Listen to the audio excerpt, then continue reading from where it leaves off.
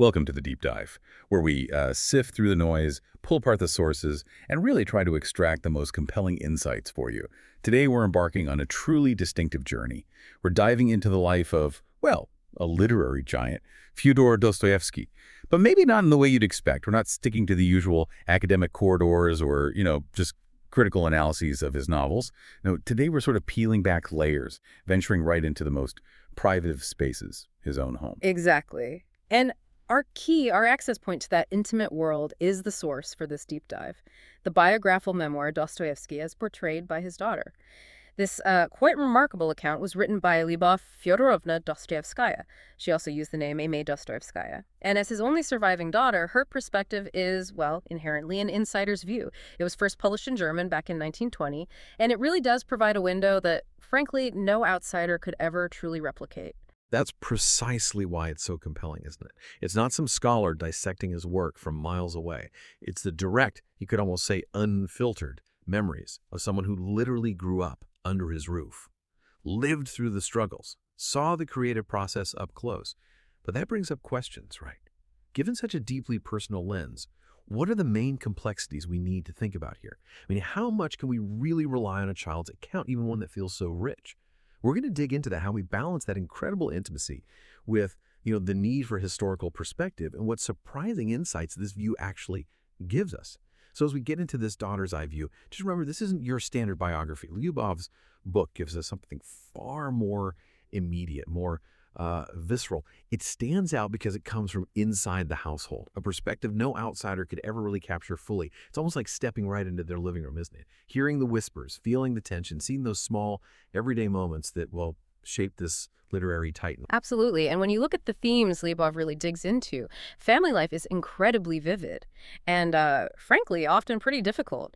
She paints a very stark picture of an atmosphere constantly overshadowed by her father's financial troubles. And these weren't just, abstract debts on paper.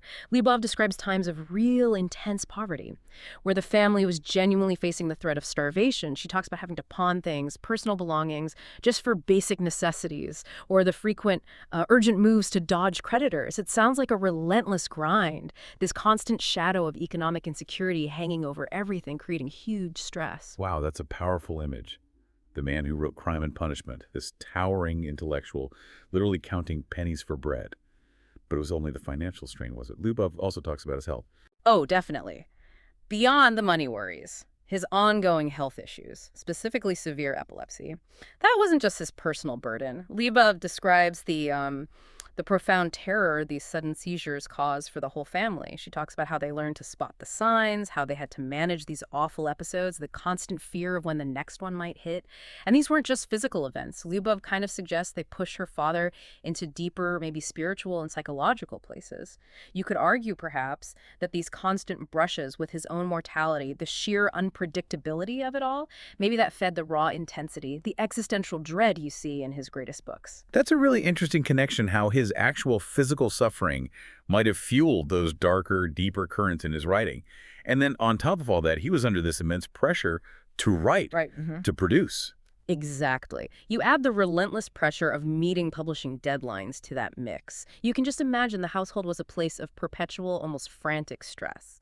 Lyubov often shows her father working under incredible strain, sometimes dictating whole passages really fast to his wife, Anna. She often acted as his stenographer, or just writing frantically late into the night. She observed how the whole household would go quiet, everyone kind of holding their breath while he wrestled with the page. And these periods of creative urgency were often mixed up with his struggles with gambling debts. That was a recurring, really destructive pattern. Lyubov remembers the desperate letters, the frantic trips to casinos, the emotional roller coaster of hope and then despair that it put the whole family through. It paints this vivid picture of a genius often right on the edge of ruin. A profound tension that, well, probably fueled his relentless writing. It sounds unbelievably turbulent, just chaotic. It makes you wonder how anyone could maintain any kindness or stability in that. But speaking of his inner world, how does Lyubov actually portray his personality? Does she give us more than just the external pressures? Oh, she really does. Lyubov shows us a man of, well, profound contrasts, someone much more complex than just the brooding intellectual stereotype.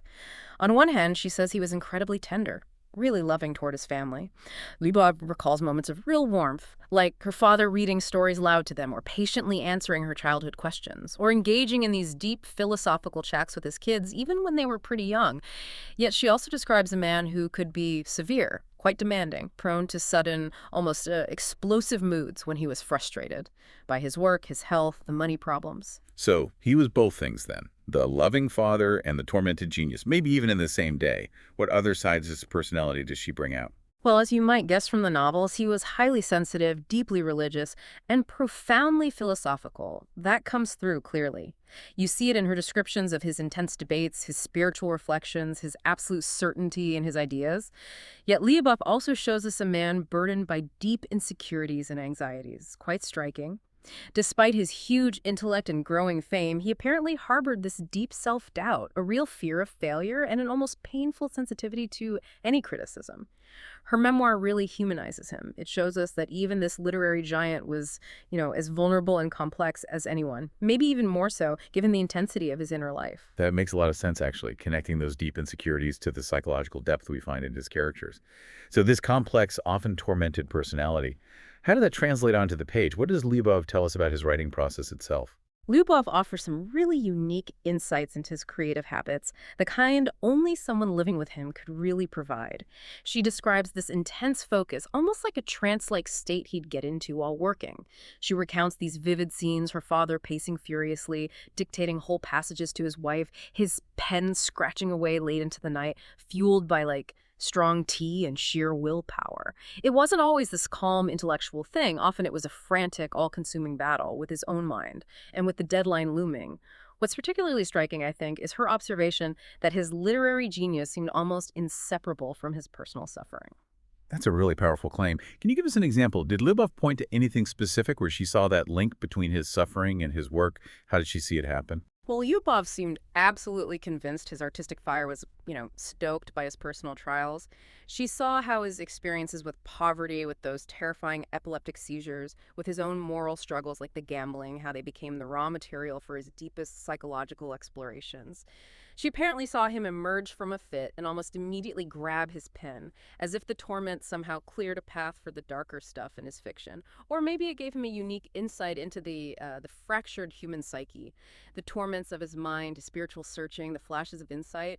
She suggests they often came right after his darkest moments, almost as if suffering cleared the path for this profound, maybe painful understanding of the human condition, which he then poured into characters like Raskolnikov or the Karamazov brothers. This perspective really does underscore how deeply intertwined his life and his art truly were. So his genius wasn't just about intellect. It was also born from his pain. That makes the raw, intense emotions we feel reading his work even more, well, poignant.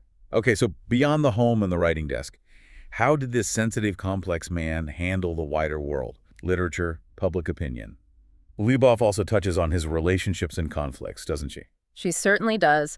The book gives us a really intimate look into Dostoevsky's interactions with his contemporaries, other writers, thinkers, public figures, and also how the public received him.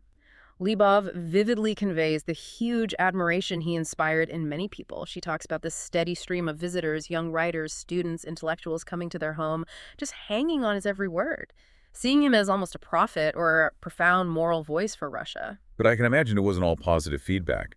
A figure as strong-willed and, frankly, provocative as Dostoevsky must have faced some serious opposition, too. Oh, absolutely. Lyubov also describes the significant hostility he often faced, particularly from critics and certain parts of the reading public, people who found his work too dark, maybe too psychologically intense, or just ideologically challenging for them. She saw firsthand how deeply these criticisms actually affected him, and it wasn't just literary critique, it often got very political, with different factions fiercely debating his conservative views, his Christian philosophy, his unflinching way of portraying human depravity. She saw how this hostility added to his inner turmoil, but also, kind of paradoxically, often seemed to fuel his determination to get his vision out there even more forcefully. It gives you a very personal, almost intimate view of his public reception, seen through the eyes of someone who saw both the praise and the really harsh attacks he had to endure. Right, which brings us to a really crucial aspect of this memoir. Its style and perspective. It's clearly not an objective historical document, is it? How does Lyubov's unique position as his daughter shape the way she tells the story? That's exactly right. Lyubov writes with this complex mix of feelings. There's undeniable admiration for her father, naturally a deep sense of loyalty, but also, at times, you sense a critical distance, a daughter's sharp observation of his flaws, his struggles.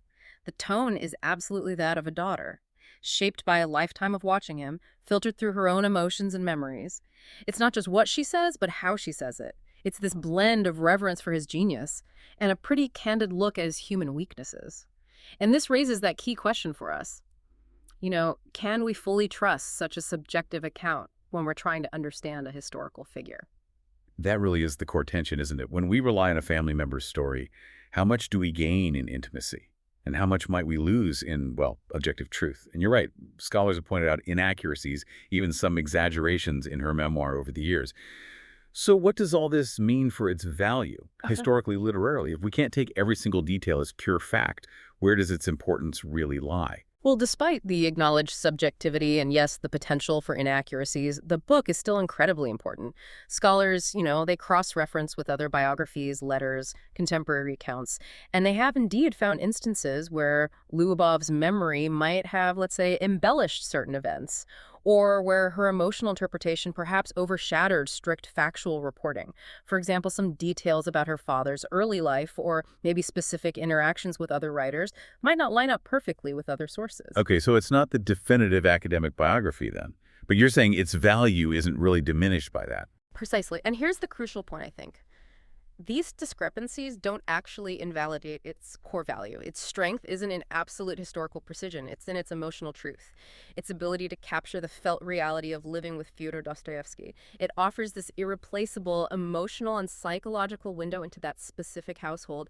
It humanizes the legend. It shows him not just as the author of Crime and Punishment or the brothers Karamazov, but as a father, a husband, a man wrestling with very real daily struggles, money, illness, deep personal insecurities. It's this vivid mosaic of memory, affection, and yes, maybe a touch of daughterly exaggeration here and there. But it's invaluable for showing us the domestic rhythms, the private anxieties, the profound love that existed within that, frankly, extraordinary household. It provides an intimate, often quite raw portrait that no academic study, no matter how careful, could ever truly replicate.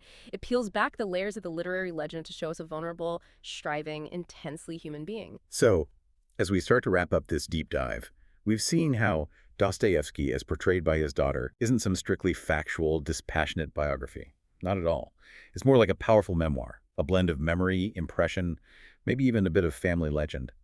But despite its potential imperfections, it gives us something truly invaluable. It humanizes this legendary writer. It reveals the complex, often tormented, yet deeply affectionate man behind these monumental works that have shaped literature for, well, generations. It's messy, it's personal, and it's profoundly humanizing. And this whole story, I think, really compels us to reconsider what truth even means in biography. Is it only found in the cold, hard facts, the kind often gathered by external observers? Or is there maybe a deeper, more resonant kind of truth in the subjective memories of those who actually shared a life? How do these intimate, sometimes flawed perspectives shape how we understand historical figures, literary figures, and what do we gain and perhaps what do we lose when we step into that personal memory, into those echoes of family life, to try and understand the giants of our past? That's a really profound point to end on. It does make me wonder, though, is there a danger in almost romanticizing suffering as the source of genius rather than just seeing it as, well, an impediment? It also makes you wonder what other intimate, maybe flawed stories exist about other giants we admire. So the next time you pick up a biography or you dive into the works of some towering figure, maybe reflect on that perspective. Think about the untold stories, the personal echoes from within their own walls. Thank you for joining us on this deep dive. And remember to keep exploring with an open mind.